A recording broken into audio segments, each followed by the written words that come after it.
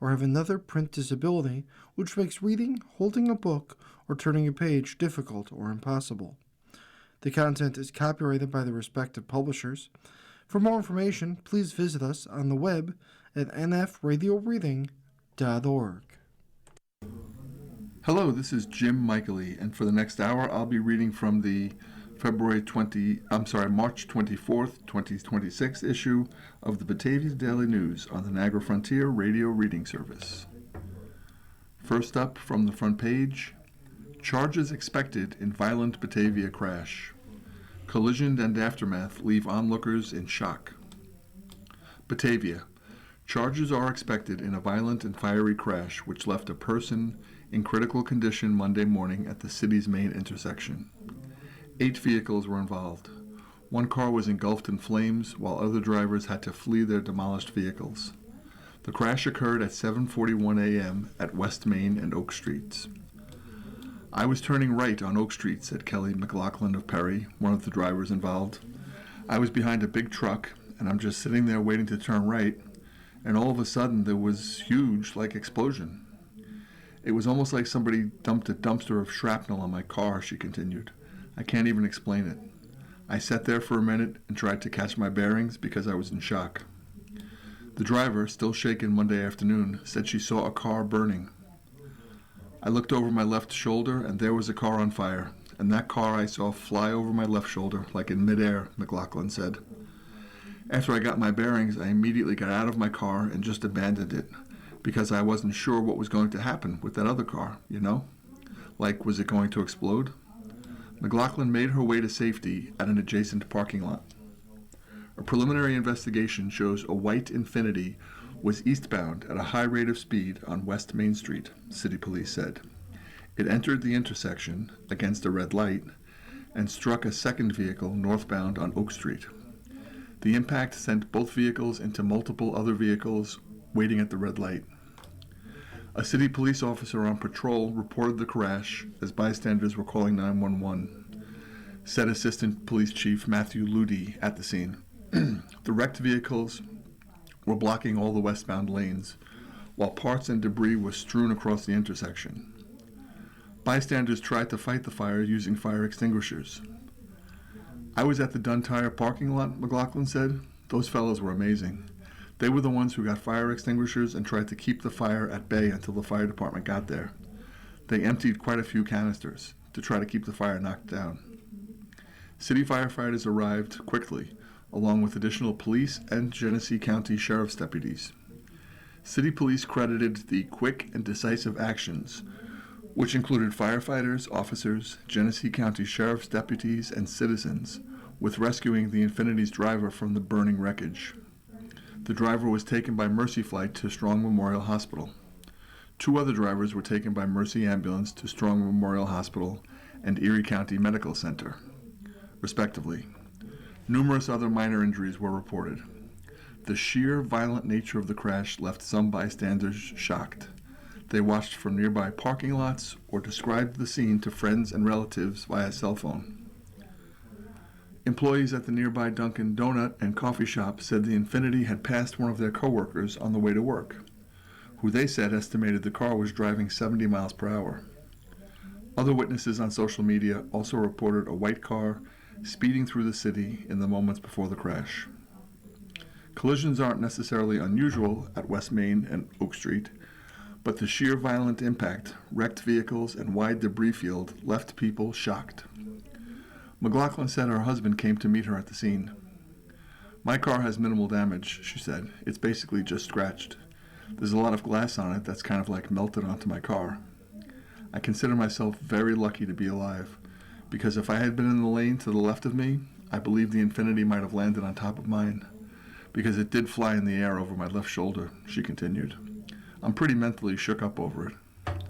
Everybody at the scene was phenomenal, McLaughlin said, and supported anybody they could.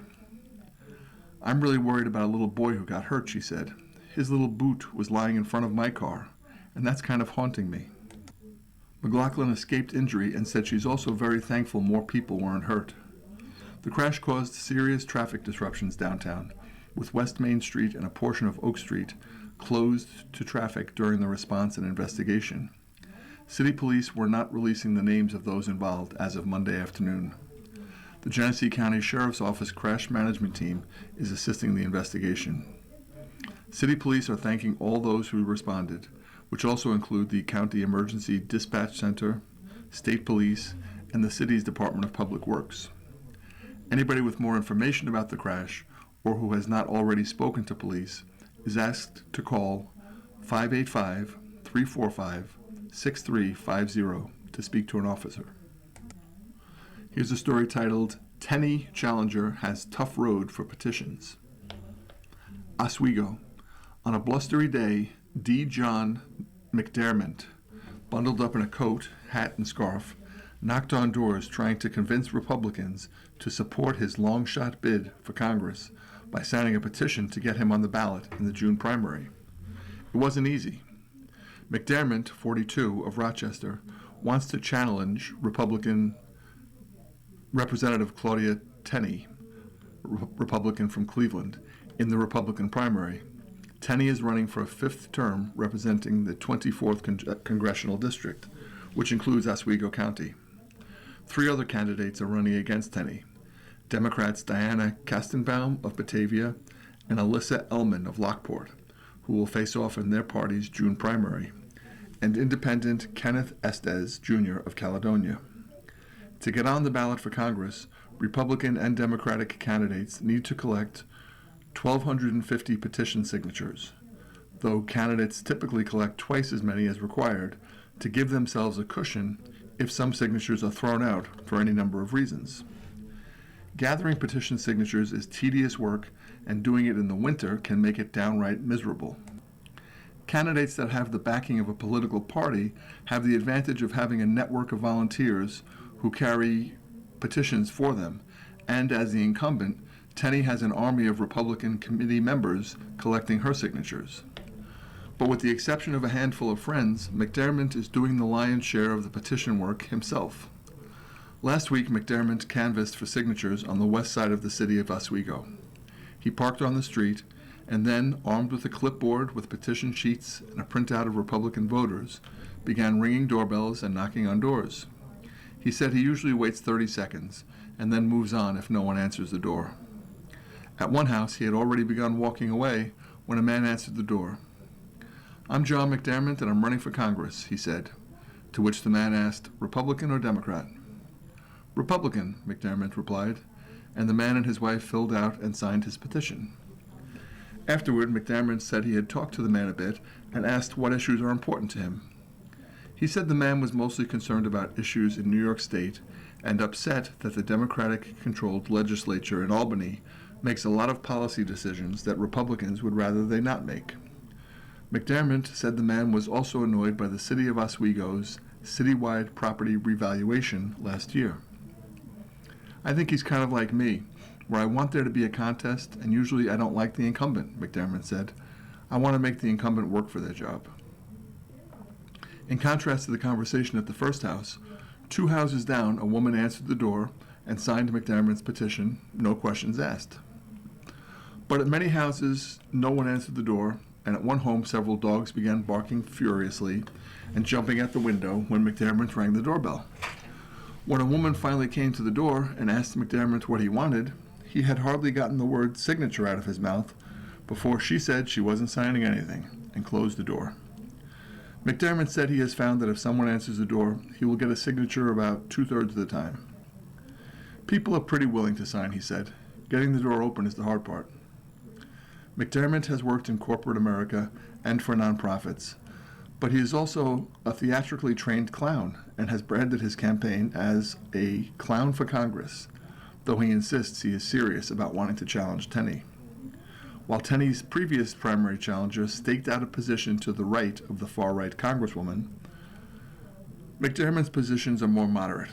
A pro-union Republican, he has expressed support for a Reagan-style amnesty program for illegal immigrants who have lived and worked in the United States for years, higher taxes on the ultra-wealthy to fund infrastructure investments, and a national civic service program for young people. But collecting enough signatures to get on the ballot is a supersized task in the rural, geographically massive 24th Congressional District, which includes parts of 14 counties and stretches 200 miles from Jefferson County through the Finger Lakes and out to Niagara County. To be sure, Republicans have a sizable enrollment advantage over Democrats. Tenney received 65% of the vote in her last election. But McDermott said Republicans are so spread out that collecting signatures is exceedingly time-consuming. And even in the population centers have a lot more Democrats, he said. When he began collecting signatures in late February, McDermott faced both the snow and cold. He donned long underwear and a heavy winter coat and could only collect signatures for short stretches before needing to warm up, and the rural nature of the district. He tried collecting signatures in public places. That can be tricky, though.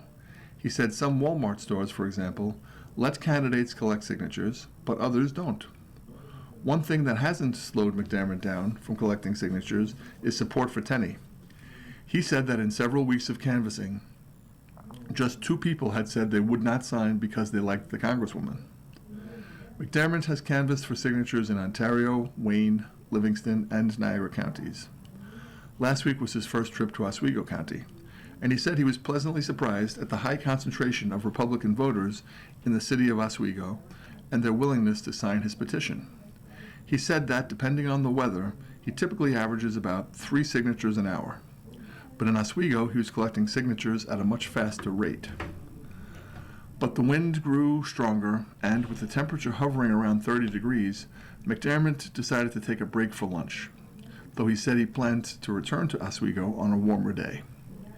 In the afternoon, he attended an Oswego County Legislature meeting in Oswego. "I'm here to introduce myself to all of you fine folks," he said during the public comment period. "I'm running for U.S. House of Representatives." Legislator James Weatherup, Republican from Central Square, who serves as legislature chairman, banged his gavel several times and cut McDermott off. "We don't allow politicking in this chamber, sir," Weatherup said. "I'm happy that you're running." That's the end of the story. Tops and Scouts team up for food drive. Albion. The annual Scouting for Food drive will take place Saturday at 2 area supermarkets. The fundraiser will start 9 a.m. at Tops Friendly Markets locations in Albion and Medina. It's a team effort by the supermarket chain and Great Falls Council Scouting America. The fundraiser aims to help alleviate food insecurity in 14 counties in New York and Pennsylvania for the Passover and Easter seasons.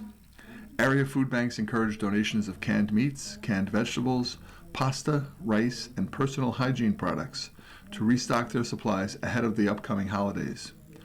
Great Falls Council serves more than 4,700 members in Western New York and the Twin Tiers of New York and Pennsylvania, with youth development programs that foster leadership, character citizenship, and fitness. Check www.beascout.org or call 716-891-4073 for more information. Varysburg Fire Department sets ham and basket raffle. Varysburg, the Varysburg Fire Department and Auxiliary will host a ham and basket raffle on Saturday.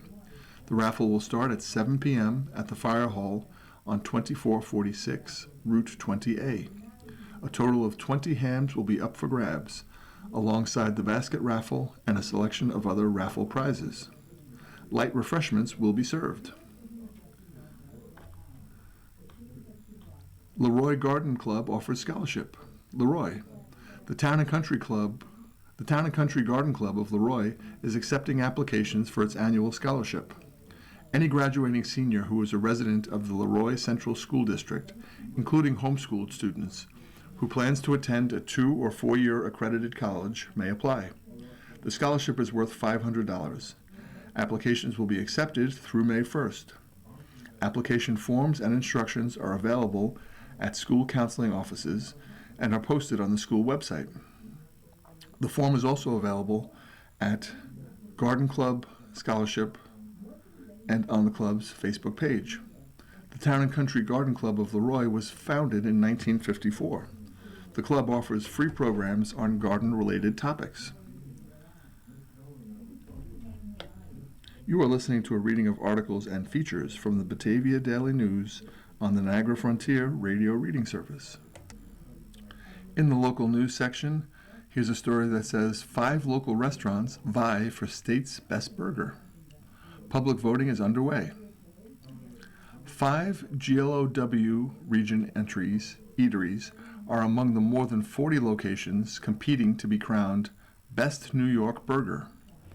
The statewide competition, hosted by the New York Beef Council, spotlights 100% beef burgers served at restaurants across New York.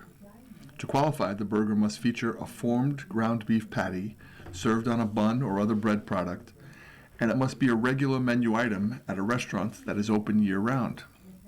Local restaurants that receive nominations include, in alphabetical order, Avondale Pub, 37 Genesee Street in Avon; the T&G Bar and Grill, 6028 Big Tree Road in Lakeville; Springbrook Tap and Table, 26 North Street, Caledonia; the Tiny Piney at 5609 East Main Street Road in Stafford; Tyson's Upper Deck, 7311 East Main Street, Lima.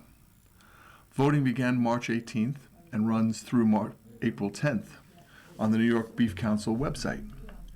Votes may be cast at https://woobox.com. The top 10 finalists will be announced April 14th. The contest, in its 10th year, features 42 nominees from across the state that advance to the public voting round after the council solicited nominations.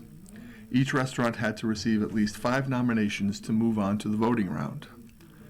This competition would not be possible without the excitement of New York burger lovers and the support of our beef producers across the state, said New York Beef Council Director of Consumer Engagement Chrissy Claudio. We've received an incredible lineup of nominations, and now the public has the power to decide which burger reigns supreme. Following the public vote, a panel of anonymous judges will then travel across the state to visit each finalist, evaluating burgers based on taste, presentation, and overall eating experience. The winner will be revealed May 13th during the annual Beef Month celebration at the New York State Capitol. Among the GLOW region competitors, the Avondale Pub and Tyson's tout half-pound hand-pressed burgers. Springbrook Tap and Table has been highlighting its Springbrook Smash Burger, which features 2 hamburger patties, American cheese, shredded lettuce, tomato, pickles, and Springbrook sauce on a brioche bun.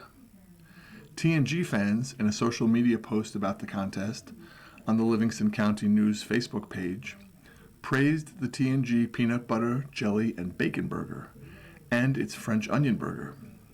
The contest includes last year's winner, the Butcher's Son in Corning, and Ale and Angus in Syracuse, which has won the New York Best Burger title 7 times.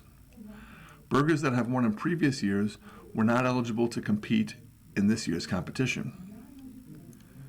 The Butcher's Son won its title with the Ghost Burger, a beefy burger that features 2 grass-fed patties, candied jalapenos, jalapeno basil pickles, provolone cheese, and barbecue sauce.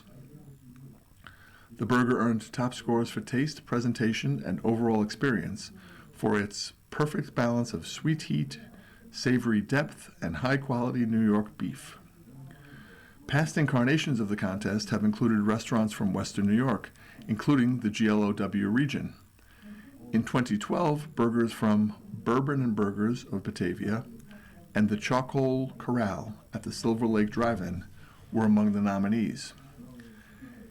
In 2011, finalists included a stuffed banana pepper burger from the Grill at the Dome in Tonawanda and the Wally Burger at Wally's Pub in Canandaigua.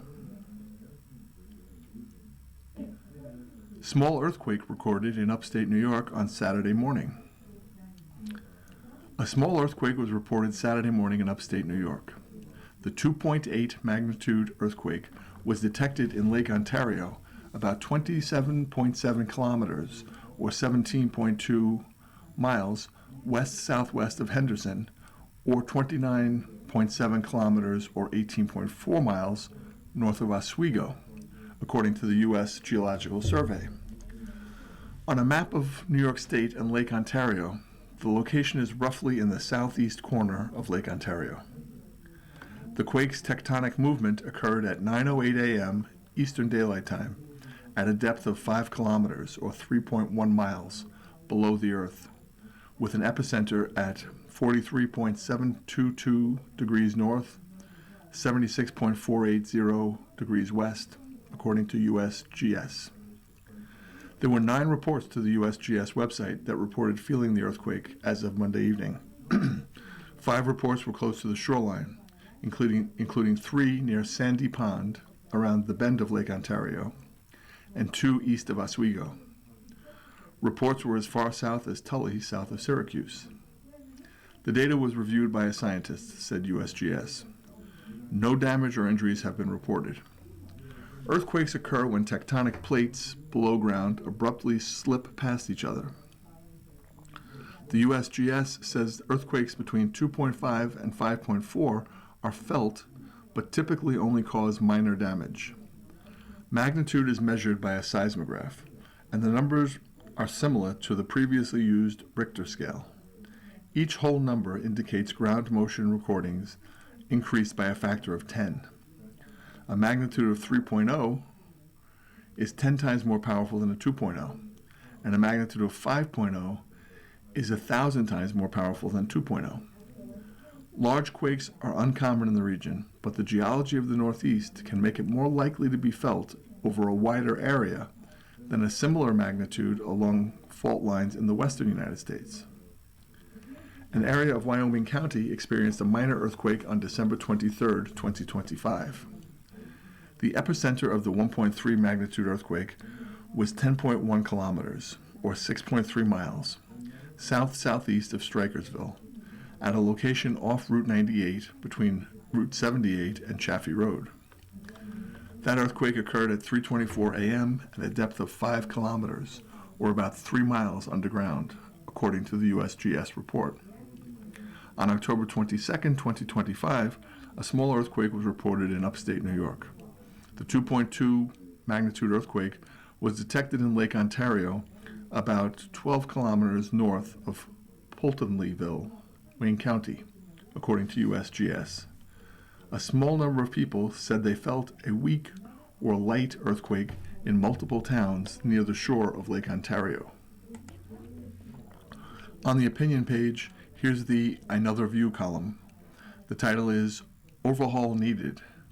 Visa program changes for farm workers nods to failure of immigration raids. The following editorial was originally published by the Dallas Morning News. The Trump administration's sudden interest in reforms to a guest worker program for farmers is a case of the chickens coming home to roost. We wrote last year about the need to overhaul a visa program for seasonal migrant employees in American farms. U.S. farmers have long complained about a shortage of farm labor, and President Donald Trump's aggressive and indiscriminate immigration raids spooked many of the foreign workers that farms rely upon to grow and harvest crops and put them on the tables of American families. As we said earlier, it should concern us all that an industry so crucial to our national well-being is so heavily dependent on undocumented workers, something to the tune of 40% of farm labor, according to the U.S. government. The H-2A visa program is an avenue for farms to get the workers they need and for immigrants to get jobs legally. But like many immigration programs, this one is a bureaucratic obstacle course that makes it burdensome for farmers to secure visas. Groups like the Texas Farm Bureau have been advocating for this program to be streamlined. The Trump White House has introduced some reforms, but only after hanging farmers out to dry. The New York Times recently cited a survey of California farmers who were asked about the effects of the Trump immigration raids on their businesses. Only a few farmers actually had workers who were captured in raids, but some 14% of farmers said anxiety about the raids contributed to labor shortages. California, along with Florida and Georgia, file most of the requests for seasonal farm workers. Texas is among the top 10 states that apply for H-2A visas. Despite the miles of red tape, applications are through the roof. The number of positions requested nationwide has grown from about 60,000 2 decades ago to more than 400,000 today. Farmers say they cannot find domestic workers to take the jobs, and they have to show it to the federal government. In 2025, there were only 182 domestic applicants for 415,000 farm positions advertised, according to the American Farm Bureau Federation. Trump's immigration crackdown was supposedly going to drive American workers to American farms, but that didn't happen. The administration's overhaul of the H-2A program is an acknowledgement of this.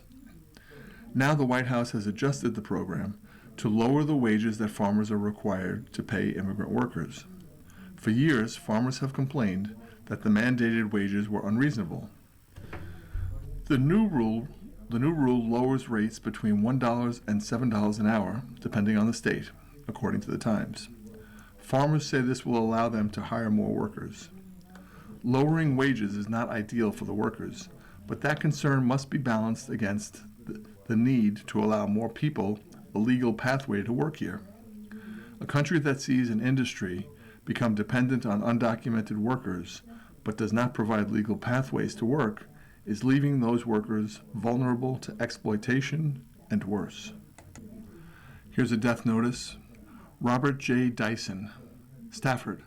Robert J. Dyson, 84, of Westcott Road, passed away on Saturday, March 21st, 2026, at United Memorial Medical Center in Batavia, surrounded by his loving family. He was born June 12, 1941, in Batavia, a son of the late Herbert and Josephine Liebeck Dyson. Bob will be remembered as a dedicated and hard-working lifetime farmer who took great pride in his farm and the animals that he raised. He was almost always accompanied by one of his canine partners, whether it was working around the barns or on patrol, checking the fields and fence lines. Although work was a priority for Bob, he never passed up an opportunity to have fun. Family was also very important. He enjoyed the family vacations, parties, and a good euchre game. He will be sadly missed by his loving and devoted wife of almost 61 years, Elizabeth Ann Pickle Doyson, his sons James Doyson, John Doyson, and Daniel, married to Suzanne Doyson, his sister Ann Nesbitt, along with his loving grandchildren, nieces, nephews, and many dear friends. The family would like to acknowledge and thank Bob's caregivers, Howard and Heather, for their loving care and commitment. Family and friends are invited to a celebration of Bob's life to be held on Friday, March 27th, starting at 12 p.m. at the Stafford Fire Department. A memorial service for Bob will be held privately at the convenience of his family. In lieu of flowers, contributions in memory of Bob are suggested to either Sunday's Sprinkle of Hope, Inc. at 7 Bank Street in Leroy. The website for that is www.sundaysprinkleofhopeinc.org, or to the Make-A-Wish Foundation. Your memories and condolences may be shared with Bob's family at www.falcone-funeralhome.com. You are listening to a reading of articles and features from the Batavia Daily News on the Niagara Frontier Radio Reading Service. In the national news, 2 pilots killed at LaGuardia when jet collides with Port Authority fire truck. New York, 2 pilots were killed when a jet landing at LaGuardia Airport collided with a Port Authority fire truck, authorities said Monday. The dramatic seconds before and after the crash, which happened about 11:35 p.m. Sunday and left more than 40 survivors hurt, was captured on audio, with an air traffic controller saying he, quote, messed up by failing to prevent the collision. The Queens Airport was ordered shut down entirely until 2 p.m. Monday as the crash was being investigated by a raft of agencies. The Air Canada jet arriving from Montreal struck the fire truck, which was crossing the runway as it responded to an unrelated incident, about 11:35 p.m. on Sunday. The plane's nose was sheared off from the impact, leaving the pilot and co-pilot dead. Their names were not immediately released. NBC News reported that another crew member, a flight attendant, was found, alive, strapped into her jump seat, which had been thrown from the wreckage of the plane. There was no immediate word on her condition. We went down for a regular landing. We came down pretty hard. We immediately hit something. It was chaos from there about 5 seconds later, passenger Jack Cabot told ABC 7 New York. Everyone was hunkered down. Everyone was screaming. We didn't have any directions because the pilot's cabin was destroyed. So someone said, let's get the emergency exit. Let's get the door and all jump out. And that's exactly what we did. Passenger Rebecca LaCourie, who was on her way back from a baby shower in Montreal, told News 12 Long Island that she felt the plane brake hard and heard a loud boom before touchdown. Everybody just jolted out of their seats. People hit their heads. People were bleeding, LaCourie said. LaCourie said she helped open the emergency exit door. Passengers slid down a wing to get out of the mangled aircraft. In a statement, Air Canada said the passenger manifest listed 72 passengers and 4 crew members aboard at the time of the crash. 41 people, passengers, crew members, and 2 Port Authority police officers, were taken to area hospitals, with 32 of them treated for minor injuries and the other 9 more seriously hurt, authorities said. The 32 people with minor injuries have since been released, a Port Authority spokesperson said. The 2 injured Port Authority officers, who were aboard the fire truck at the time of the crash, were in stable condition. The tragic sequence of events started when a United Airlines flight aborted takeoff and declared an emergency, reporting a strange odor aboard. Audio from liveatc.net, a website that captures air traffic control communications, reveals. Weird odor. I don't exactly know how to describe it, a crew member aboard the United plane told the tower. Flight attendants in the back are feeling ill because of the odor. The crew of the United flight requested a fire truck respond to their location while they waited for a gate to open up to evacuate the aircraft. Shortly after that conversation, a fire truck operator can be heard asking an air traffic controller for permission to cross runway number 4 and getting permission to do so. Less than 4 seconds later, however, the controller changed up, telling the truck operator and the pilot of a Frontier Airlines plane to stop. Stop, stop, stop, stop, the controller yelled. Truck 1, stop, stop, stop. Stop, Truck 1, stop. It was too late. The controller then ordered a Delta Airlines plane to maneuver around the crash site and assured the Air Canada pilots their fatal injuries, unbeknownst to him at the time, to, quote, hold position. Vehicles are responding to you now, the air traffic controller assures them. A few moments later, a Frontier pilot lamented what he just saw. That wasn't good to watch, the pilot said. Yeah, I tried to reach out to, and we were dealing with an emergency, and I messed up, the controller replied. Nah, maybe you did the best you could, the Frontier pilot assured him. Mayor Zoran Mondami said in a statement he had been briefed on the crash. The National Transportation Safety Board is investigating the incident, and the city is in close contact with federal, state, and local partners, Mondami said. I am grateful to our first responders, whose swift actions saved lives. Trump backs off from Iran threat, citing talks to end war. This is from Bloomberg News. U.S. President Donald Trump postponed threatened strikes against Iranian energy infrastructure and power plants for 5 days, pending the outcome of what he said were talks with Iran to end the 24-day war. Both sides are keen to, quote, make a deal, he told reporters on Monday, adding that there are already, quote, major points of agreement.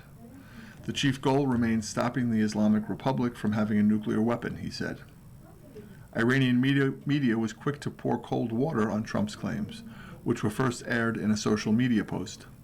The semi-official Fars news agency reported there hasn't been direct or indirect communication with the U.S. leader. Government officials have yet to comment. Oil plunged more than 14% immediately after Trump's comments, which came out of the blue as fears were growing of an escalation in the conflict. Crude pared about half those losses after the Fars report, with some traders skeptical about the accuracy of Trump's statement. Trump said talks are being led on the U.S. side by envoy Steve Witkoff and son-in-law Jared Kushner, his main pairing for conflict negotiations. A, quote, top person is representing Iran, though not Supreme Leader Mojtaba Khamenei, he said. The U.S. and Iran could jointly control the Strait of Hormuz, a vital waterway for oil and gas flows, while Washington could take possession of Iran's uranium, Trump said. Talks will continue throughout the week, he said on social media.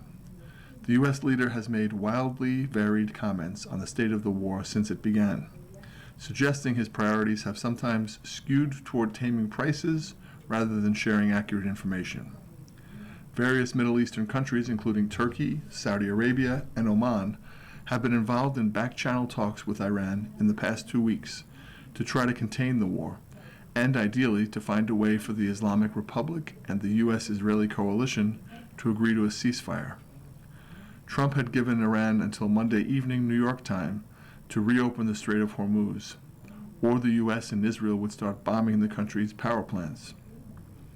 Iran had vowed to hit energy, information technology, and water facilities across the Middle East in response.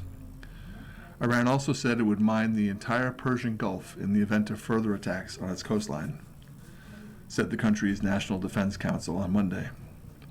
Iran effectively closed the Strait of Hormuz at the start of the conflict, which the U.S. and Israel began with a wave of airstrikes on February 28th that killed former Supreme Leader Ali Khamenei. In the Farm and Garden section, here's a story titled, Get Ready for Spring Garden Preparations.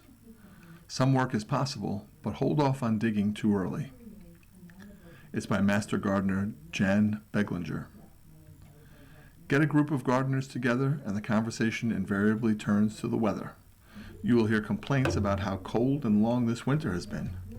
Everyone is over snow. No more, please. When is spring weather going to arrive for good? We also commiserate with each other over damage that we have noticed from the usual suspects: deer, voles, and rabbits. Cherished evergreen trees stripped bare of every last needle, bulbs and perennials that have just disappeared, and shrubs that have been gnawed or chewed on that may not make a comeback. We also talk about the promising signs of spring: snowdrops blooming, daffodil foliage emerging from the ground, peepers peeping, red-winged blackbirds and robins calling, and hearing that early morning bird chorus. Spring is on the way. If you are getting the itch to be out in the garden, there are some early spring chores you can start working on, but there are also some things you really should hold off on. Resist the urge to go out and start digging until things have dried out.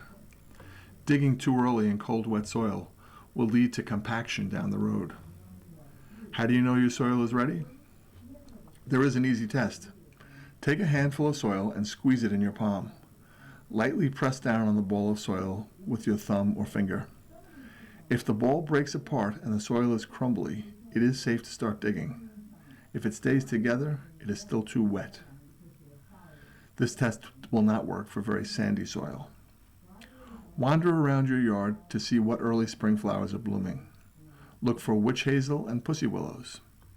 Snowdrops, hellebores, winter aconite, cyclamen, comb, and crocus should be getting ready to bloom if they haven't already.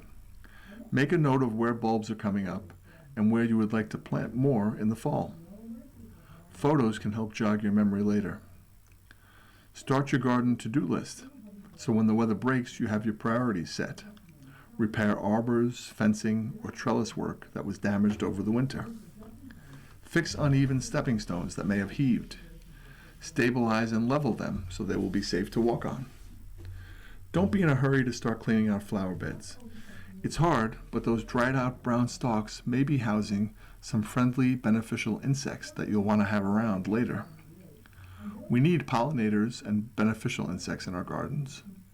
To have bumblebees, mason bees, cellophane bees, and mining bees, we need to provide them with a home and food year-round. Many take refuge for the winter under the leaves and other debris in the garden. Cavity nesters need plant stems that they can hollow out, or decomposing logs or even abandoned rodent nests. Some species of butterflies overwinter in leaf litter as cocoons or even young adults. throw those leaves away and you throw them out too.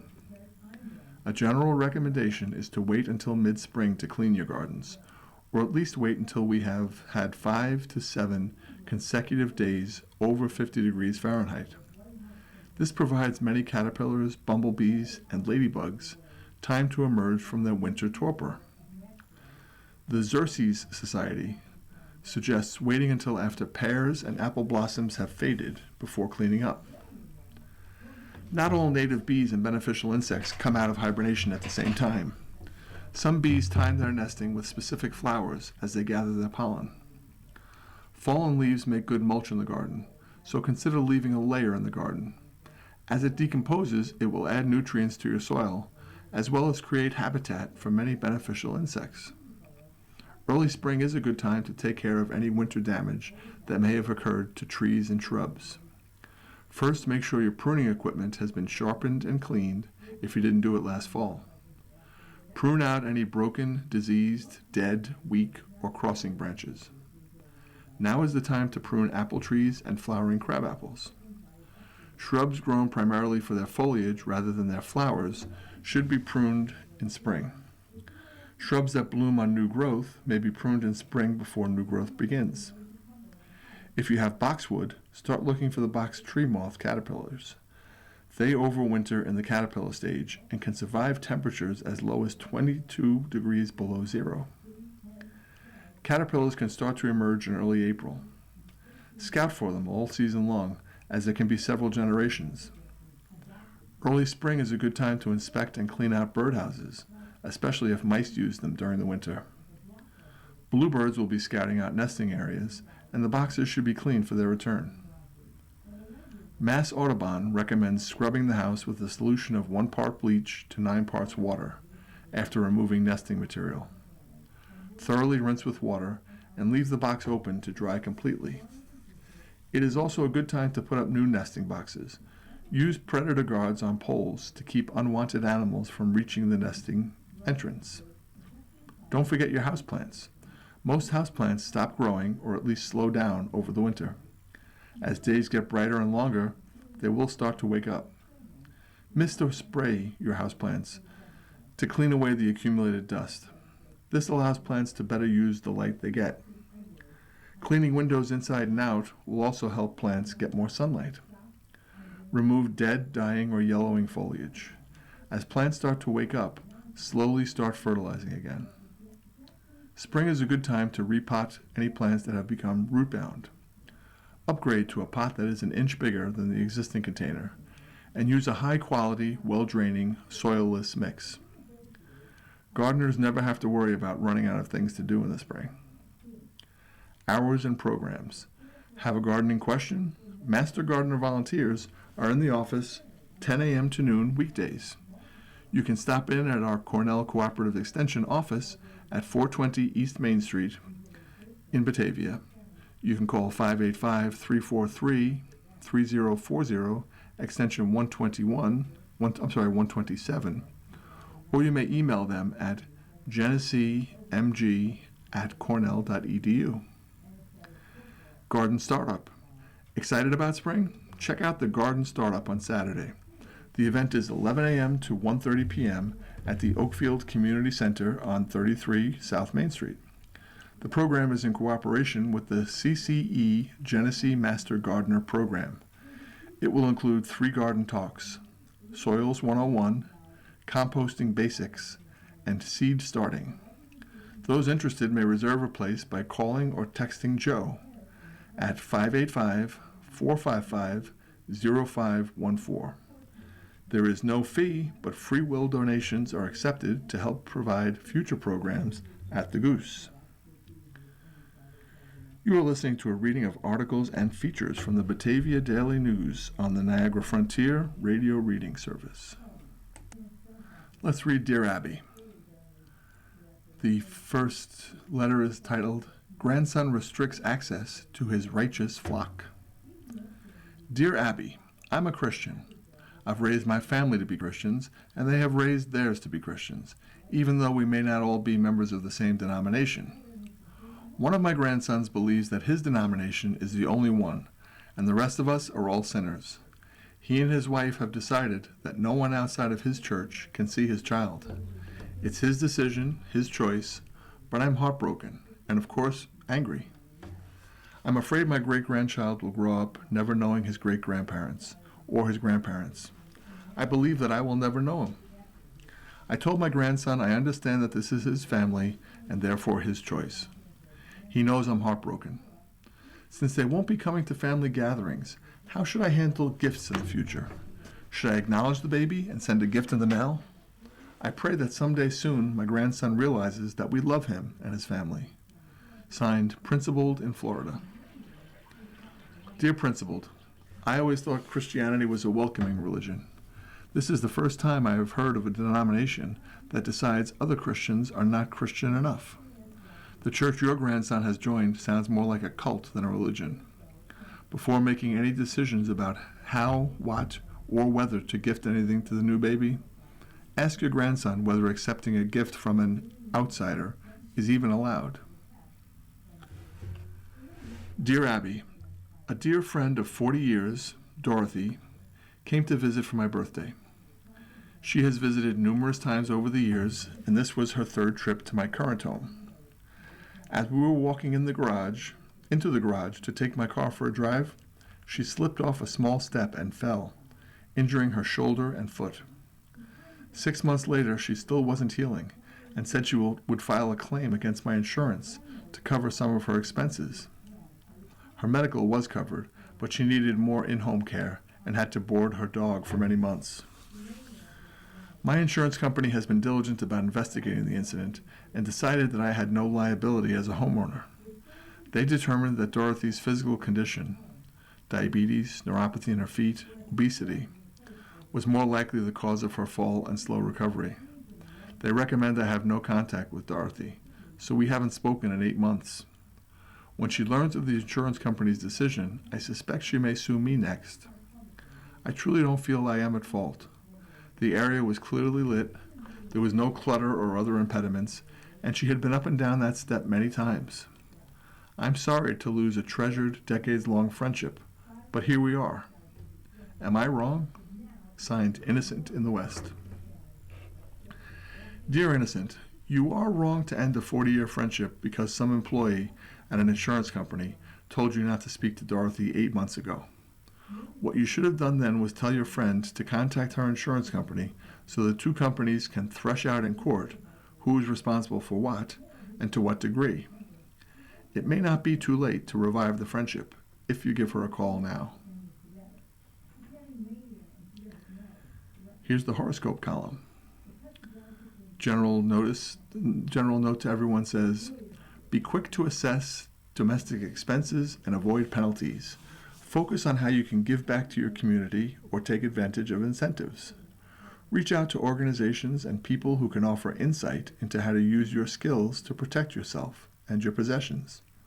Positive change begins with accurate information and experts. For Aries, which covers the period from March 21st to April 19th, settle in, dial up your discipline, and refuse to let temptation lead you astray. Rethink your financial and health strategies and adjust your routine to suit your needs. For Taurus, which is April 20th through May 20th, get serious about your financial, medical, and contractual obligations. Overextending yourself in any aspect of life will lead to trouble with institutions. Gemini, which is May 21 through June 20. Take action and you'll help make a difference. Equality and balance are necessary, and curbing bad habits and being frugal will put you on a path to freedom.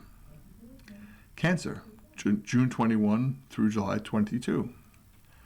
Acting in haste or letting your ego or desire tempt you to do unwise things will lead to regret.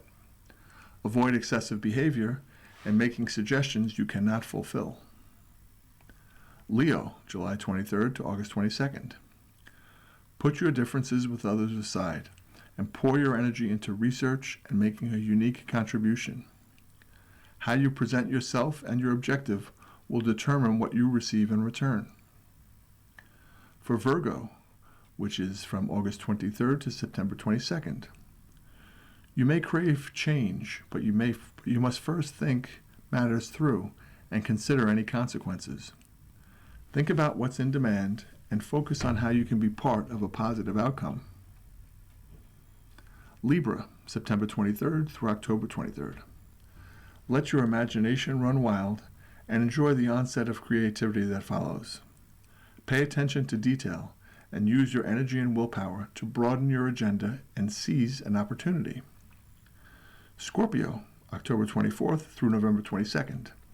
Explore the possibilities, elaborate on your ideas, and put your plans in motion. Thoughts followed by actions will lead to new beginnings and opportunities. Sagittarius, November 23rd through December 21st. Keep your thoughts to yourself and let your actions lead the way. A change of pace, scenery, or entertainment will help you revise how you handle or earn your money. Capricorn, December 22nd through January 19th. You can wheel and deal, but you must protect yourself from anyone using unscrupulous tactics to tempt you to take on too much. Above all else, maintain balance and equality. Avoid taking a health risk. Aquarius, which is January 20th through February 19th. Overreacting will not serve you well. Control your emotions, stick to a budget and a plan, and refuse to take financial or physical risks. Choose peace and love over chaos and discord. And Pisces, which is February 20th through March 20th. Challenge yourself mentally and physically. Competitive situations will encourage you to try harder. Avoid overspending or letting ego interfere with your progress. Make self-improvement your goal. In the sports section, here's an article from the Seattle Times titled, "NFL Still Reigns Supreme, but Baseball is Rapidly Ascending Across the Globe." Seattle. It might no longer feel like our official pastime, but we are in the midst of some of the sport's best times. The NFL still reigns supreme in this country, and that rule is not limited to the season of play. But baseball is rising with the zip of a four-seamer with three-digit speed. The championship game of the World Baseball Classic between the U.S. and Venezuela, it drew more than 10.7 million viewers, making it the most watched game in tournament history. That number was more than double the 4.48 million that watched the U.S. versus Japan in the 2023 final. And this doesn't feel like an outlier. It's representative of an increasing number of eyeballs seeing international competition as well. After all, it wasn't just this past WBC, which averaged nearly 1.3 million viewers across Fox, FS1, and FS2, that drew a mammoth audience. The 2025 World Series between the Dodgers and Blue Jays averaged 34 million viewers globally, the largest audience for a World Series since 1992. Game 7, meanwhile, brought in 51 million worldwide viewers, the largest for a World Series game since 1991. If you're wondering, the 15.4 million viewers World Series games averaged domestically fried that of the NBA Finals, which averaged 10.27 million viewers. That isn't meant as an attempt to humiliate the Hoopers, but rather to say that the stick and ballers have rediscovered their groove. So what's going on exactly? An array of factors. The first being that the visibility of baseball has been driven up exponentially due to the presence of one Shohei Ohtani, the Japanese star for the Dodgers, who might be the most talented player to ever suit up. MLB essentially has a Michael Jordan now. He comes in the form of a four-time MVP who, when healthy, is a top 2 hitter and top 10 pitcher playing for a 2-time defending world champion in a monster market. You stop when he's at the plate. You count down to his next starting pitching attempt. The man earned $70 million a year on the field and $125 million off the field last year. Ohtani did not play in the WBC final, obviously. But like Caitlin Clark did for NCAA hoops and the WNBA, his allure raises the profile of everyone in the league. Of course, there are other stars doing things we haven't seen in ages. New York Yankees outfielder Aaron Judge has managed an OPS above 1.111 in 3 of 4 years. That's absurd. I mentioned that Ohtani is a top 2 hitter. Judge might go down as the best clean hitter in 2 or 3 generations. Seattle Mariners catcher Cal Raleigh, meanwhile, just bashed 60 home runs despite spending most of the season squatting behind home plate. For years, Angels outfielder Mike Trout was considered to be the best in the game by a healthy margin. But he didn't have the commercial appeal of the aforementioned trio. There is the pitch clock, too. This, frankly, was one of the most significant and beneficial rule changes to the game we have ever seen. No longer are games a guaranteed 3-hour and 15-minute slog. A pitcher's duel can be over in 2 hours and 15 minutes. A high-scoring affair can still break the 3-hour mark. It's not that fans don't want to soak in all the delight that watching or attending a ball game can bring. But a good chunk of the fat has been cut between every piece of action. That's game-changing. Of course, it didn't hurt that the WBC had some of the more riveting games we've seen in the tournament's history, all accompanied by a mixture of drama and joy that filled the headlines in an otherwise quiet part of the sports calendar. People were intrigued, and patriotism generated by the U.S. men's and women's hockey gold medals in the Olympics less than a month earlier likely had some spillover. I realize not everything that came out of the WBC was heartwarming for local and national fans alike. The Raleigh-Randy Arozarena handshake situation rackled many around here for various reasons, as did Raleigh being benched in the final. And the fact that the U.S. ultimately lost to Venezuela 3-2 in the final was an unsatisfying result. There is also the very real disparity between the rich teams, particularly the Dodgers, and the rest of the league that is skewing the balance of power. Even so, baseball is in a good place. We're now less than a week away from opening day, and you can bet Mariners fans are thrilled. Their team is constructed in a way that a trip to their first World Series is essentially the expectation. It's not just the hometown team that is set up for success, though. It's the whole league. And let's close with reading the classic Peanuts strip, which has Snoopy standing on the grass with his World War I flying ace goggles and hat on. And he says, "Here's the World War I flying ace down behind enemy lines. A young peasant lass approaches. Quickly he consults his phrasebook. Guten Morgen, we got es Ihnen." She walks away. Snoopy says, "Auf Wiedersehen, I guess."